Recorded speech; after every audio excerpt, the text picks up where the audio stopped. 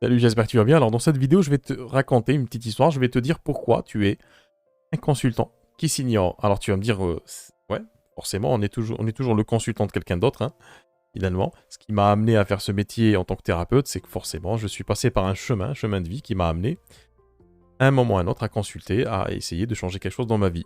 Et c'est pas de ça dont j'ai envie de te parler. J'ai envie de te parler de ton activité aujourd'hui, si tu veux développer ton activité, et que tu n'y arrives pas, c'est qu'il y a quelque chose, en fait, il y a quelque chose qui te retient dans toutes les étapes du développement de ton activité ou dans certaines étapes, certaines actions à mettre en place, certaines actions que tu penses être nécessaires, utiles, comme par exemple faire de la vidéo, comme par exemple te montrer, ne serait-ce que prendre une photo de toi et de la mettre sur ton site internet, eh bien, parfois, on se retrouve finalement bloqué par ces actions-là. C'est une discussion que j'ai eue il n'y a pas très très longtemps avec une thérapeute, justement, qui me disait, je suis extrêmement bien formé, je suis formé bien comme il faut, sauf que intellectuellement, elle m'a dit, je peux concevoir que les blocages que j'ai, c'est des choses sur lesquelles je travaille.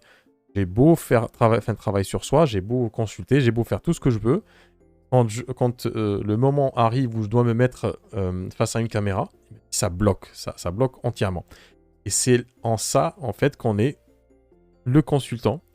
On est un consultant, en fait, qui s'ignore. Ça veut dire quoi? Ça veut dire que la personne à laquelle on s'adresse, la personne à laquelle, en fait, la personne qu'on appelle finalement au changement, elle va avoir la même réaction que nous quand on est bloqué. Et c'est très important de comprendre cette chose-là. Pourquoi? Ben déjà, premièrement, pour se remémorer, pour ne pas oublier que malgré le fait qu'on ait fait un chemin personnel, qu'on ait été formé, faut pas oublier, en fait, ça nous reconnecte à notre base, à notre réalité, la réalité des choses. Et dans cette réalité des choses, c'est flippant de faire une thérapie, c'est extrêmement flippant, c'est pas naturel, il y a toujours des blocages à toutes les étapes en fait du changement. Euh, Ça paraît comme une montagne, et donc si pour ton consultant c'est quelque chose de compliqué finalement pour venir consulter, n'oublie pas que pour toi-même aussi il y a des actions, il y a des actes qui sont très très compliqués pour toi. Ça sert à quoi finalement de se remémorer cette chose-là, de prendre conscience de cette situation? En fait, ça nous oblige quelque part à être beaucoup plus bienveillants, beaucoup plus simple dans notre approche, dans notre communication. En fait, ça crée du lien, ça crée un lien finalement assez étrange. Alors le premier lien qui existe avec notre consultant, c'est que bah, forcément, il est en train de traverser des choses qu'on a nous-mêmes traversées. Ça, c'est le premier lien.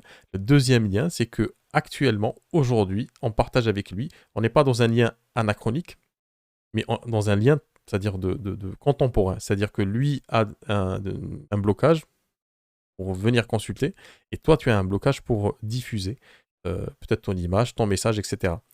Et c'est toujours intéressant de comprendre que ce qui t'empêche finalement de diffuser ton message, ce qui t'empêche de t'adresser à cette personne qui a du mal justement à consulter, un, à concevoir qu'elle a un problème, et deux, quand bien même elle concevrait qu'elle ait un problème, bah, de consulter, de dire je vais faire le premier pas. Donc ça va t'obliger à être beaucoup plus simple dans ton approche, beaucoup plus direct et surtout beaucoup plus bienveillant envers ce consultant-là, de cesser, d'arrêter de lui parler comme un expert, hein, en position haute, comme on dit, de cesser de le regarder d'en haut sans s'en rendre compte. Je pense qu'on ne se rend pas compte de cette façon de faire.